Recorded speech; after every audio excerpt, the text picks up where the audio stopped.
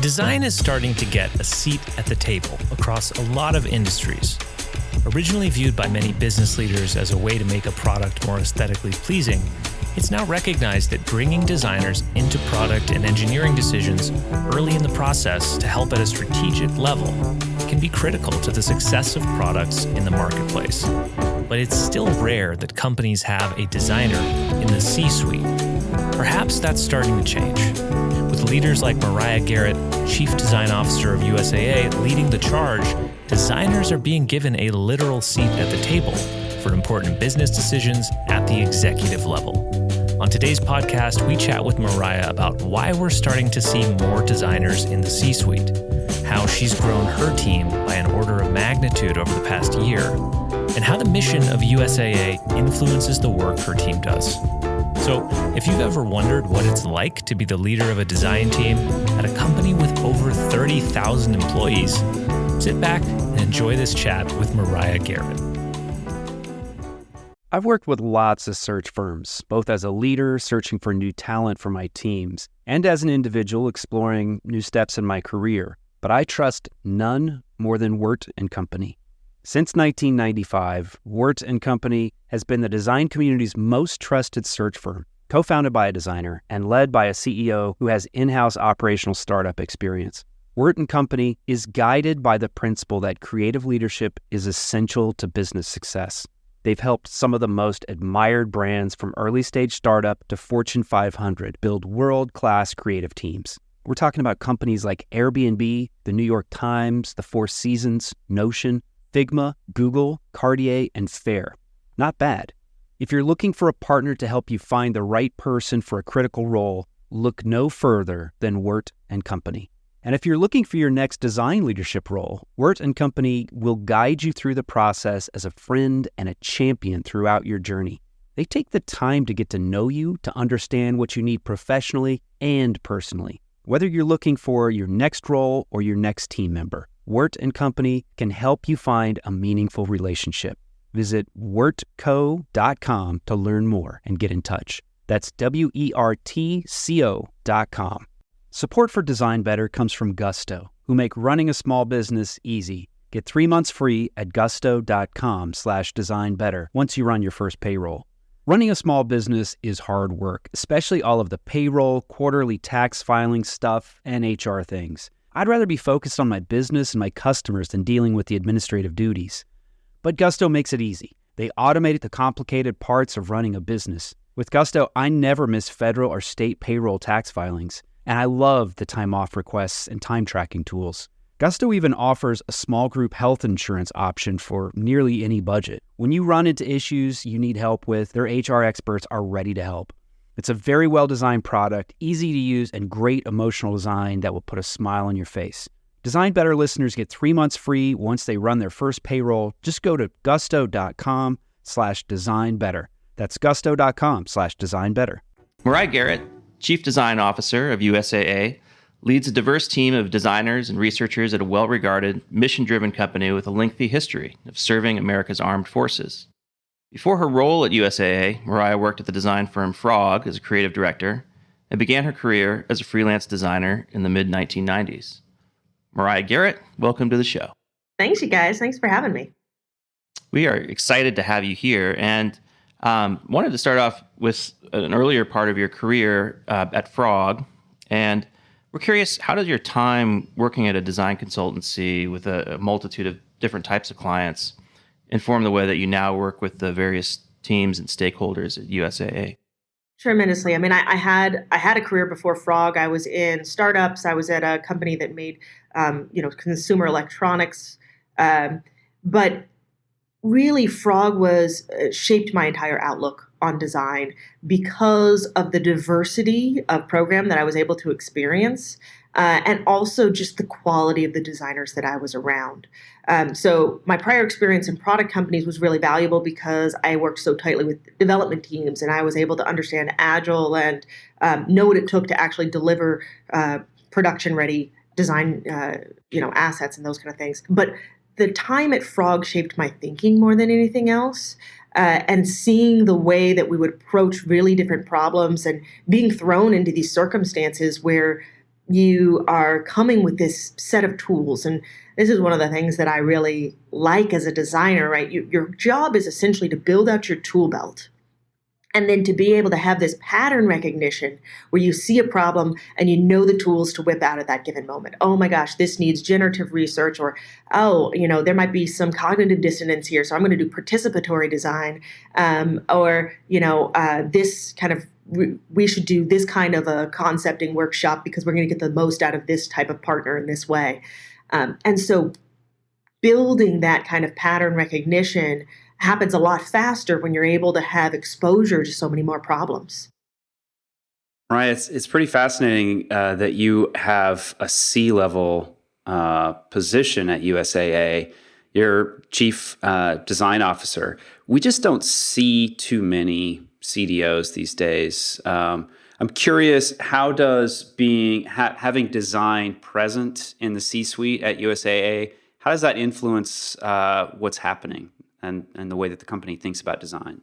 It's interesting. My role as an individual is as much to talk about the entire company and how we show up together and how we fulfill our mission and how we work across architecture and data and design and IT and innovation as it is to lead my department. And so I care about my people. I'm working hard every day to increase their quality, but I almost see it as I have my own design project going on at the same time. And that's to help continuously improve the way that we're working together and to bring that sense of human centered to our mission. Our mission is the core of why USAA exists. It's to increase the financial security of our members. And it's the only financial company that I really want to work at because those humans are front and center. But we can sometimes still talk about the member as our center, but forget to ask them what they need, forget to put them at the center of our processes, forget to kind of bring them into the conversation. And that's the power that design has, is to be able to say, yes, now let's make this real, let's make this tangible, let's change the way we're working to seek diverse perspectives, not only from each other and collaborate appropriately and bring everybody into the early phases of the process, but also to be able to do that with our membership and make them part of everything that we're creating on a day-to-day basis to try and improve their experience. And the whole reason we try to make our experiences better is to drive behavioral change, because behavioral change is the key to financial security. Most of us are our own worst enemies.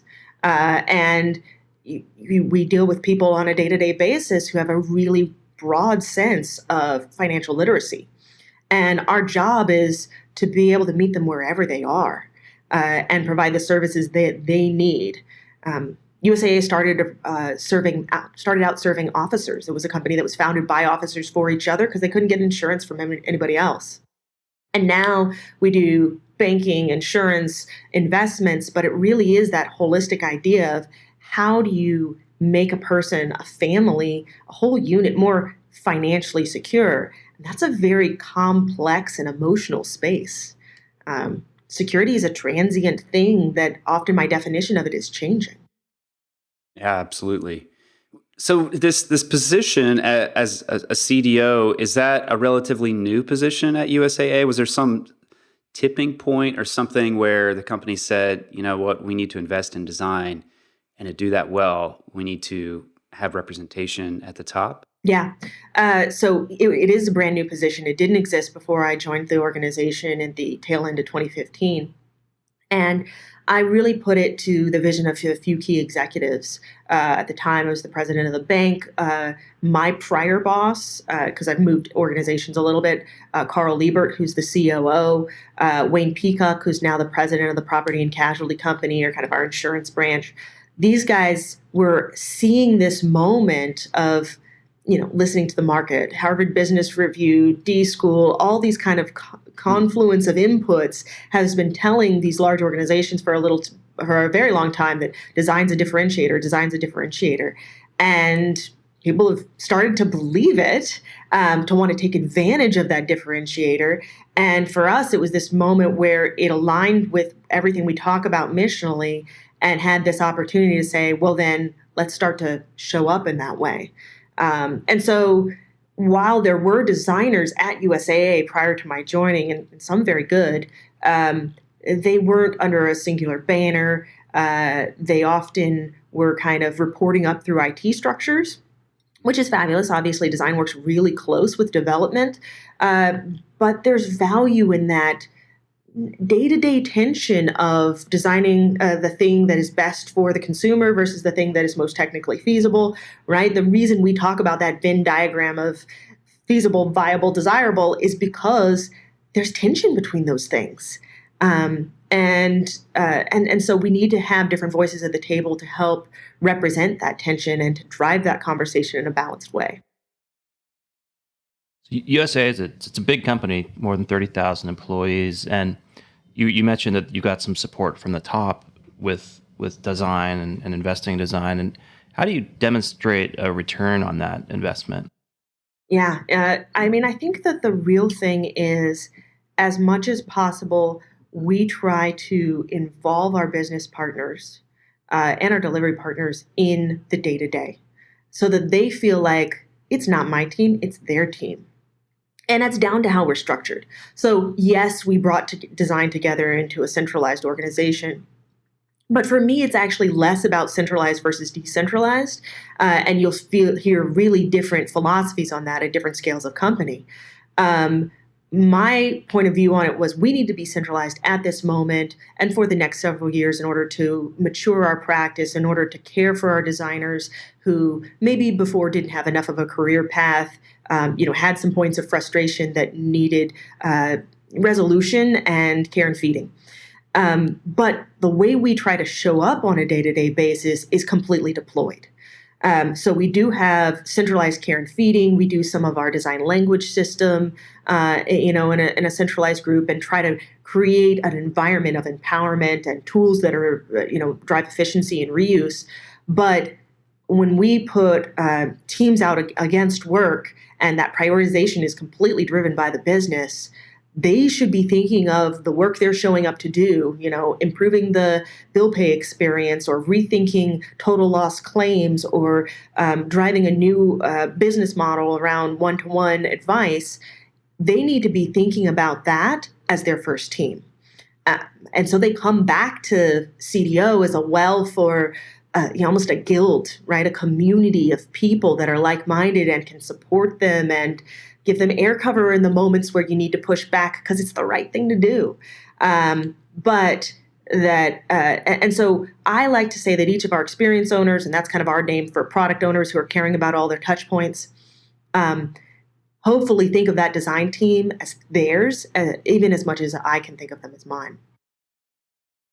So you bring up a really important point that you're hyper aware of this point in development with your team. You guys have grown a lot, and you're intentionally thinking about organizational design for the needs of the team right now, not for 5 years down the road. But what do we need right now? You mentioned staying centralized so you can develop that culture, kind of protect one another, help one another grow. And I think that's a really important point for our listeners, is because we hear a lot of conversation about organizational design. What's the right model? So I'm curious, at what point, what are some signals that you might be listening for with your team in the next couple of years where you start to think, centralized design has taken us this far. We got what we needed out of it. Now it's time for us to think about a new model, if that's a decentralized cross-functional team or embedded model, or some hybrid new thing that you might come up with? I don't think there is a predefined destination, and I don't think there's a predefined moment to reassess it. But what I will say is that I almost think of it as a 2-term challenge, however you define a term. Our operational plans here are at least 3 years. And so I'm not even considering talking about another model for at least 6 years, because that's what it's going to take to get us to a certain level of maturity in this model. And then, then we'll start to listen in a different way and pivot from how can we improve the way we're working today to should we work in a different way. And I liken this to IBM, and we've spent a lot of time over there, and I've had a good amount of interaction with Phil, and they're in this moment of change and challenge, and they had 5 years in their model, and I think that they will survive this, and there will be some real goodness there, but I think they could have given it 2 terms. So your team's growing, and it's growing by an order of magnitude over the past year. How are you managing to onboard so many people at one time? It's been a real challenge, and it has been especially a challenge in an environment where our recruiting organization and our hiring organization wasn't very familiar with the skill set of design. So a big part of that is our Austin studio. We set up a new studio in Austin when I joined, and it took almost a full year to come to fruition. Because we wanted to capture some of the talent in this market. We're also continue to have designers and hire in both Plano and San Antonio. But so multiple locations and being able to hire on multiple fronts is pretty key. But the other is pretty much, I almost call it a multi-level marketing approach. I hired executive directors who were kind of over domains of space or given areas of the business, and they had to go and hire their directors. And those directors, it's up to each of them. Their first job isn't to go straight to work. Their first job is to hire their team. And the way that we structured each of those teams is really interesting, and something I thought might be interesting from a mechanics perspective, as you guys are kind of interested in that right now. We've structured those as teams of 6. And obviously, over time, we'll find the right size of each given team. But it was one of our kind of stakes in the ground to be able to say that no designer should have to go it alone. And it's not realistic for everyone to be a complete Swiss Army knife of, I know how to do research, I'm a great interaction designer, I know information architecture, I've got super world-class visuals and pixel perfection, and I know how to deliver and integrate with a development partner. That's just not realistic in our environment and in the talent we were finding. Maybe that's the right model for a 10-person team within a startup or even smaller organization, but it wasn't the right model for us. So what we said is this team of 6 is made up of a creative director, 4 designers of a mixed skill set, and a producer, which is essentially our term for a project manager with a design focus and skill set. And those 4 designers, some teams have formed where the director said, I'm going to find all hybrids. And some teams have formed where the director said, I've got a really senior interaction designer and a couple junior visual designers, and this person's who's passionate about research and prototyping. And the only directive we've really given is your team has to be balanced.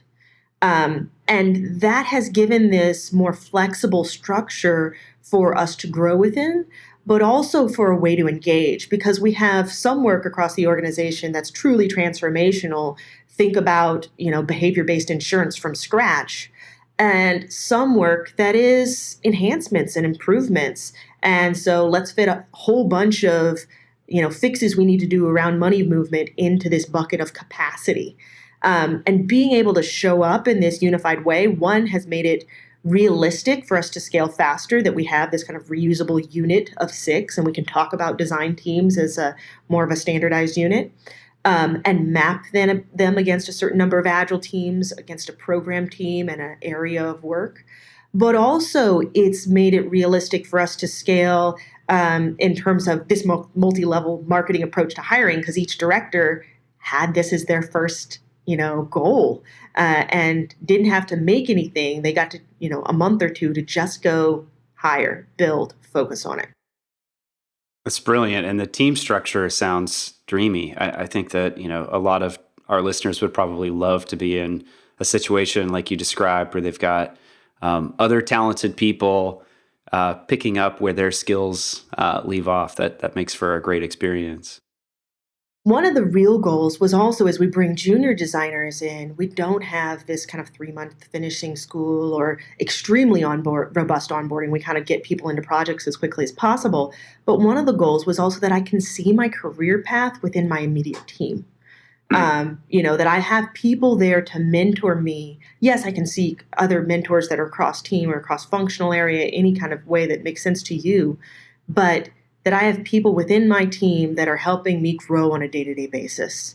And, the thing I love about design is it is democratic. There's so many times where the best idea in the room is coming from the intern or the most junior designer, and you can just see it and you recognize it and you say, that's the best idea. We're all running in that direction. I don't care whose idea it was. But one of the ways to drive teams to have that maturity, both of pattern recognition of what is good, is to kind of bake that into the team structure itself and have a director who's there to help critique, improve, guide. I've often called creative leadership, it's like you're the bumpers in a bowling alley, right? You're just kind of keeping them on track and maintaining the momentum. It's not about one person's singular vision. That's great. So I want to talk a little bit more about hiring, because this is a topic, it just comes up in every conversation with any design leader. And you've made some pretty incredible hires at USAA over the past year plus. Sherry Masters, who's VP of Design, Greg Story, Executive Director of Design, Ryan Rumsey, recent hire as well, super sharp guy. He's AVP of Experience Strategy. I want to hear your secrets. What's the secret of courting top talent? How do you start the conversation? Is it like you're right up front? I want to hire you. I want to bring you on. Do you have to, paint a picture for weeks on end? How does it work? I'm really lucky to be here at this moment because designers are, as a rule, mostly transformation junkies. And we have this opportunity to paint a story of building something. And so that's really exciting to people to be able to come in and help shape this. The way my leadership team works, and that you mentioned Greg, and you mentioned Sherry. We've got a number of other really good executive directors and some other leaders in our group, including Tatiana and Caleb and Rob Stokes, who I hired from a local startup and had worked with in the past. All of those individuals come together and we really treat everything as a team. So, and one of the things that's been hardest to maintain, and I've received a lot of pushback on as well, is that we're trying to take full advantage of our directors. The normal structure at USAA is that I would just have interaction with my directs. We have a number of events, from staff meetings to leadership offsites, where we're involving the entire director community. And it's gotten harder, and we keep having to rent bigger and bigger spaces. But getting to that kind of next level down, because that's where the work is happening, right? They're interacting on a day-to-day basis with the business partners. They're guiding the teams in terms of the solutions themselves. And so we want to be this community of makers.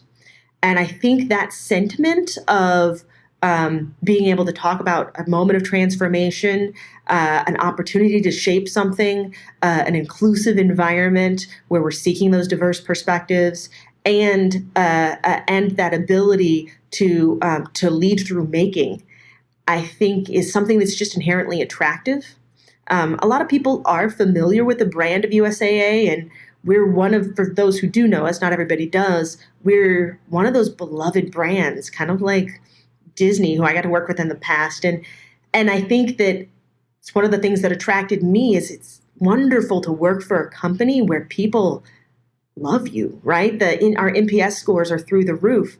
We cannot take that for granted. One of the things I'm really passionate about is that, consumer loyalty and member loyalty, we have it in spades at USAA, but it is not a guarantee. And it's something you always have to fight for. Our members are not holding us up against other financial institutions. They're holding us up against their last great digital interaction with a random startup that is or is not in our space. And so having that kind of clear vision that you're not holding yourself up against other financial institutions and you're going to put humans at the center of your practice, I think is very attractive. So I have always started all my conversations with that value. Designers are motivated. Obviously we all want to have a career. We want to make money. We want to, be able to feed our families. But designers are motivated by interesting problems. And this space right now is a very interesting problem in terms of how we scale, how we form ourselves, but also the work we get to do that, we're not in it for the bottom line. We don't have shareholders to please. We get to just care about humans. There's not many companies in the world you can go to where you can talk about your mission and your customers and have them be this front and center. Support for Design Better comes from Uplift Desk, who help you work better and live healthier.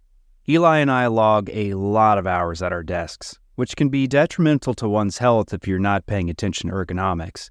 Uplift Desk offer high-quality, well-designed desks, chairs, and accessories to help you build an ergonomic workspace for home or work. Eli recently got a standing desk, and I got a human-scale Freedom chair. I've been dreaming about this chair for a long time, and I finally got one. I've already noticed a big change in my posture with this chair, and my body thanks me for it. Eli is logging a lot more hours standing than sitting these days, and he can make quick transitions with the flip of a switch. We love Uplift Desk, and we know that you will too. Design Better listeners can get a special deal by visiting upliftdesk.com and use the code DesignBetter at checkout for 5% off your order. You'll get free shipping, free returns, and an industry-leading 15-year warranty. Go to upliftdesk.com, use code DesignBetter, and get 5% off. Design a better workspace with Uplift Desk. Support for Design Better comes from Gusto, who make running a small business easy. Get 3 months free at gusto.com/designbetter once you run your first payroll. Running a small business is hard work, especially all of the payroll, quarterly tax filing stuff, and HR things. I'd rather be focused on my business and my customers than dealing with the administrative duties. But Gusto makes it easy. They automated the complicated parts of running a business. With Gusto, I never miss federal or state payroll tax filings, and I love the time off requests and time tracking tools. Gusto even offers a small group health insurance option for nearly any budget. When you run into issues you need help with, their HR experts are ready to help. It's a very well-designed product, easy to use, and great emotional design that will put a smile on your face. Design Better listeners get 3 months free once they run their first payroll. Just go to gusto.com/designbetter. That's gusto.com/designbetter. Support for Design Better comes from Factor, America's #1 ready-to-eat meal delivery.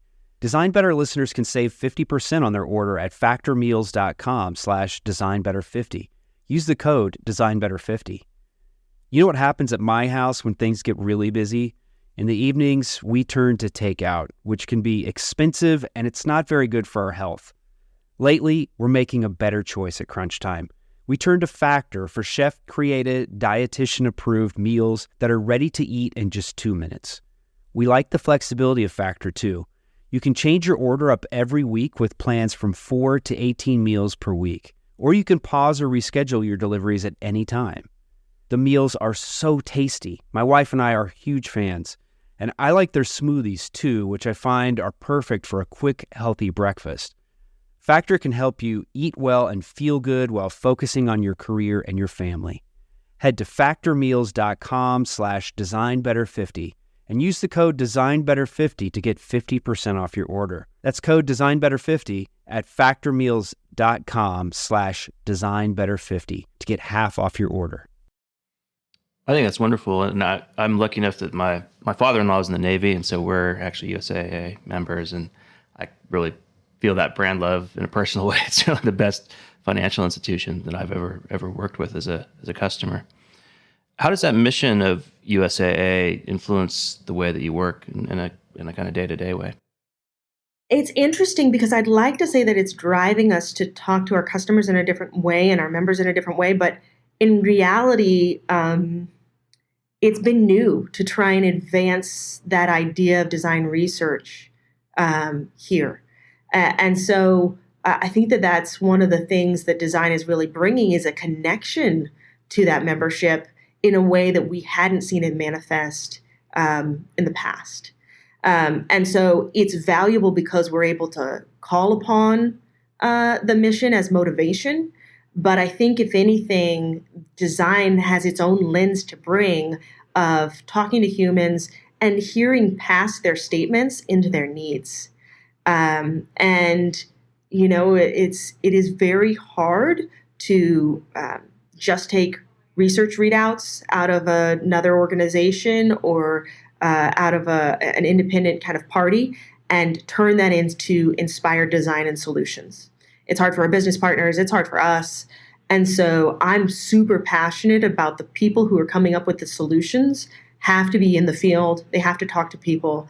And we don't have some specialized group of researchers. Obviously, we have a member and market insights department that I don't own that does great work. But designers have to have their hands dirty and feel personally inspired right alongside our business partners in order to come to the best solutions. So it's one of the things that we've really kind of seen a sea change on in the last 2 years is this investment in how we go about doing research and involving research in our process. So we're in the design education team here at Envision, and so that's sort of a bias in our interests. But we're really curious, how do you approach internal design education at USAA, and what have been some effective ways that you've seen to spread design thinking? Yeah, so there's two real ways that we invest in this, and one is in ourselves. I try to say, just obviously anybody can use their time as they see fit, but I explicitly say that I expect everyone to spend a minimum of 2 hours a month just on themselves. And that doesn't seem like very much, but it's still hard for people to carve out. And so whole teams take whole days to go and do things that they've decided are self-directed to really go and invest in themselves. And that's kind of like the lowest bar. We've also been doing some specific training and cohorts and kind of faux projects to be able to expand designers who maybe haven't historically worked across that entire life cycle of different phases of work. I hate to say it's not a linear process necessarily, but we all know those designers who may have been really good at production work but haven't ever talked to a member, aren't really familiar with that process of moderation, or vice versa, right? I came in with some good strategy chops, but I've never had to make sure that I was delivering something that could be really responsive and work across platforms and deal with all of the accessibility challenges that our membership especially cares about. So that cross-skilling has been a big part of it. And so we've done some formal education around that, just investing in ourselves. The other way that we show up is investing in USAA as a whole and talking about the value that human-centered design and specifically design thinking as a kind of a way of, a very accessible form of human-centered design is valuable to business partners and, as we call them, experience owners. So we've set up a class here, and I've got a director named Erin, and she's got a fabulous team who is particularly setting this meaningful program to help our business partners be empowered with design thinking in their own everyday problems, and frankly, make them better partners for us. We have the same challenges that anybody making software or driving a service design experience has, that all too often people come with that, here's a solution, just make me this thing, and let's rewind. Let's talk about the value you want to deliver. Let's talk about the way that you're framing the problem. Let's go all the way back to say, have we found the right problem, let alone before jumping to a solution. And that idea, that early phase of problem finding, if you will, I think is really key. And one of the things that we're focused a lot with our business partners. So we're on track to train about 350 experience owners this year in human-centered design via a 2-day boot camp that we've set up. So we do those across our locations, but mostly they come here to Austin. We've got a huge, beautiful workshop space, and they get to work bathed in natural light with, all the craziness of a design studio and boards everywhere and whiteboards, and we put them to work. And they kind of talk about how they can solve problems differently and think about value in a different way, because that's our ultimate job, is to deliver value to our members.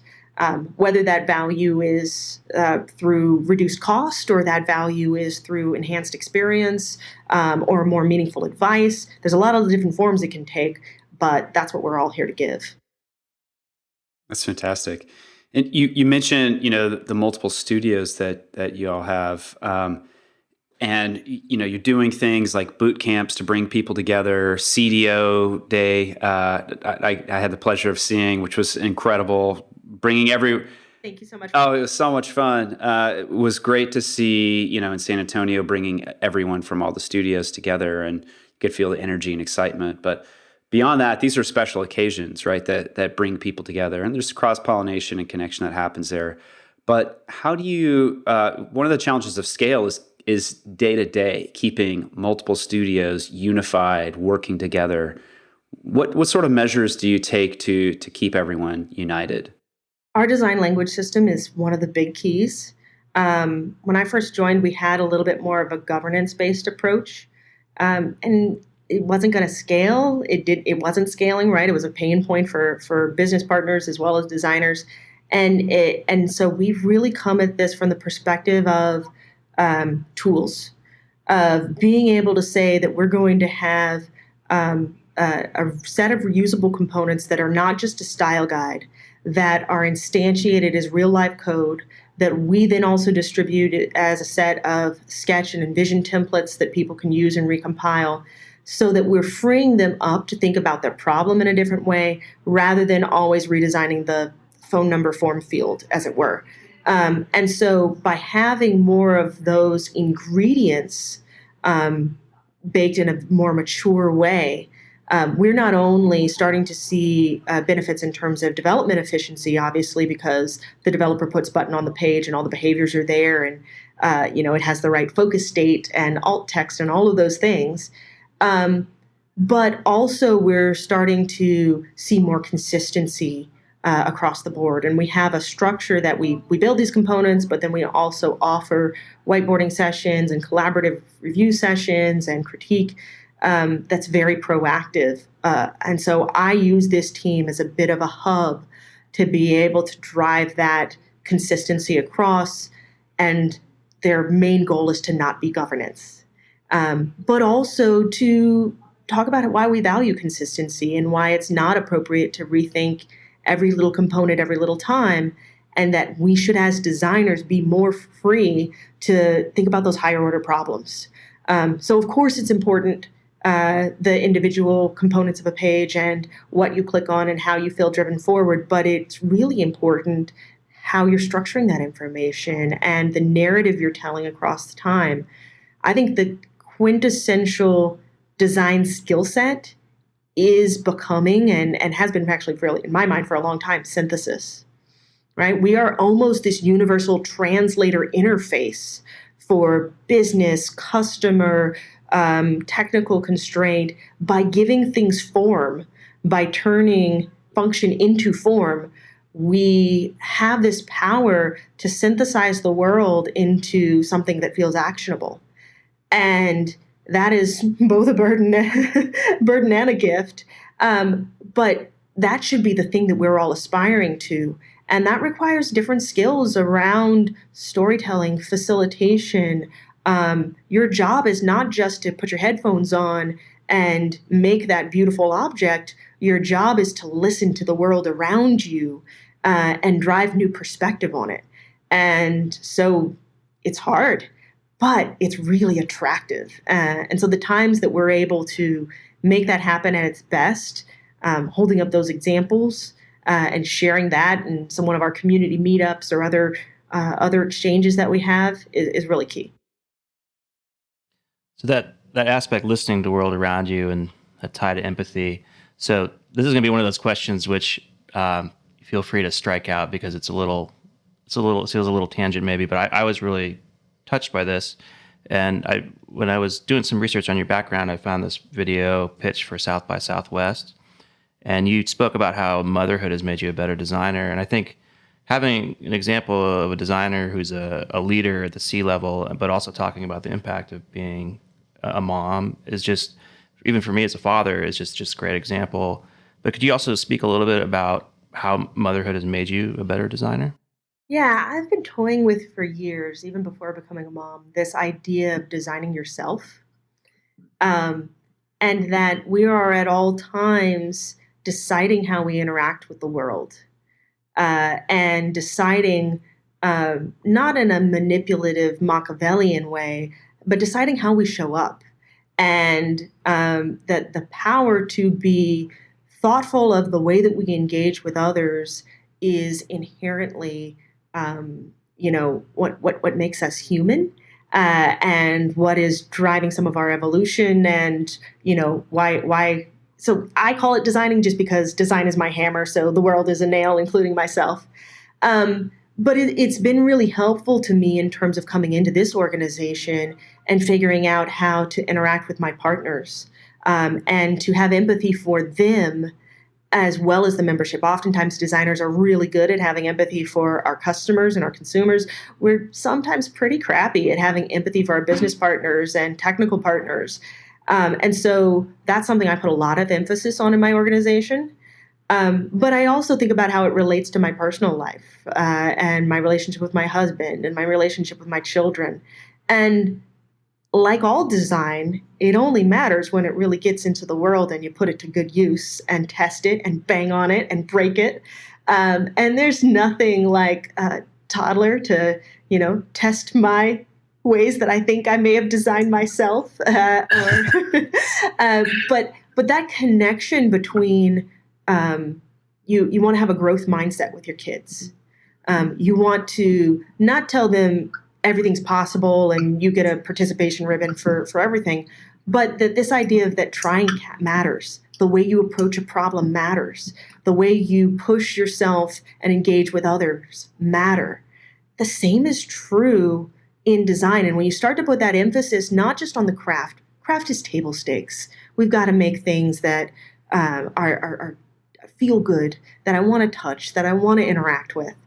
But when you start to put that emphasis within the practice of design on your job is to synthesize, your job is to pull communities of people together, and facilitate and drive different ways of interacting to create better outcomes, it's a similar muscle in my mind.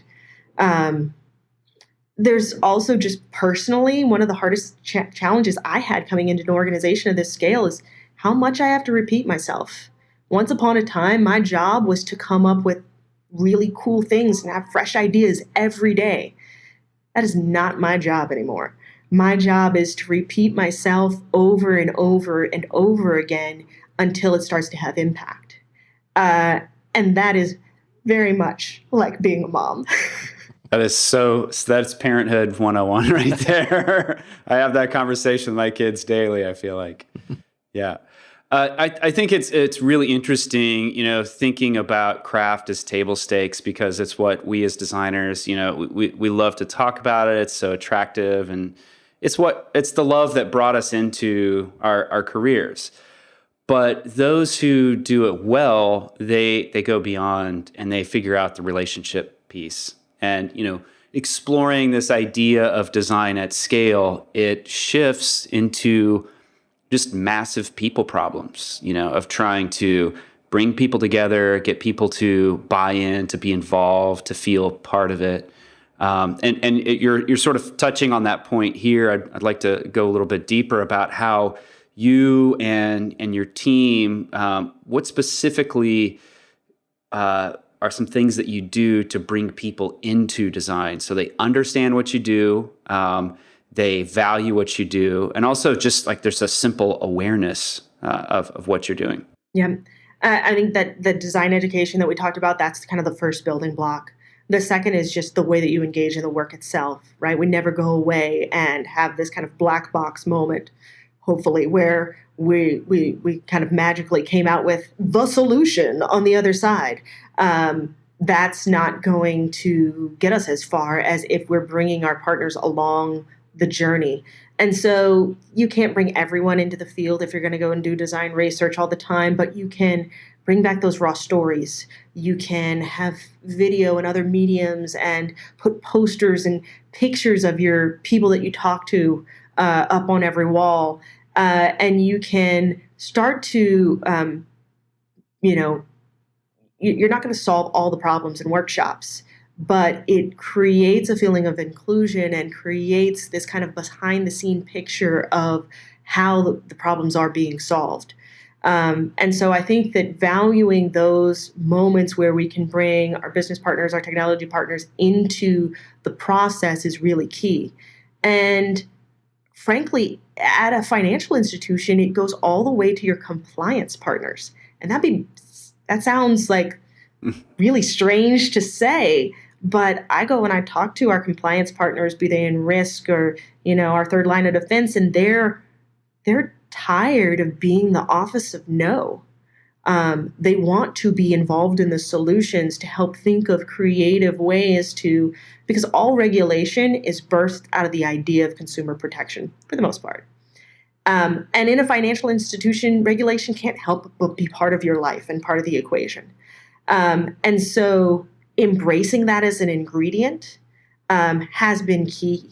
And being able to show that maturity as an organization, that I don't just care about making things beautiful, I think gets us invited to more conversations. If our brand in terms of within the organization was just that we put our headphones on and make beautiful things, that's all we get asked to do. But showing up in a way that does that synthesis problem, tackles that head on, I think has just started to build a different level of rapport. And rapport is what we fight for on a day-to-day basis to build trust with our partners such that they ask us more and more and more interesting questions. And it becomes this virtuous cycle, of I get more interesting questions, I can keep designers more engaged. I get more interesting questions, I can keep designers more engaged. And of course, I pay them along the way, and that helps keep them coming to work as well. But interesting questions is why I showed up to Frog for almost a decade. And I think it's why I hope to have people showing up here for many years to come. That's wonderful. So one last question, we'll wrap up. You mentioned earlier thinking about designing your own life, and quick plug for a colleague of mine wrote a book called Designing Your Life, which is about exactly that, if you haven't run into it. Related to that, we'd want to ask you, are there any books or blogs, other resources that you've found helpful over the years as you honed your skills as a leader? Oh gosh, everything. I am a huge kind of just student of life and trying to bring multiple sources of information. I rarely read nonfiction. I love it when I do. I rarely read fiction. I love it when I do, but I'm kind of a nonfiction junkie. I really like John Kolko's work, and he's got a new book out. I'm going to mess up the title, but it's basically about creativity. And it's that idea of being able to involve everybody in the creative process and making safe spaces for creativity to happen. So there's this older book that I'm reading right now called Crossing the Unknown Sea, Work as a Pilgrimage of Identity. It's by a guy named David White, and it's much older, it's early 2000s, but I'm enjoying it so much because it's not about design, but for me it is, because design is my identity and my work. But he's a poet, and so the whole thing is written like poetry, even though it's kind of a business book. And it's absolutely beautiful and just what I'm enjoying at the moment. That is fantastic. Well, Meriah Garrett, thank you so much for being on the Design Better podcast. Thank you guys for the conversation. I'm huge fans. Thanks for continuing to bring me more inspiration. I listen all the time to improve my own practice.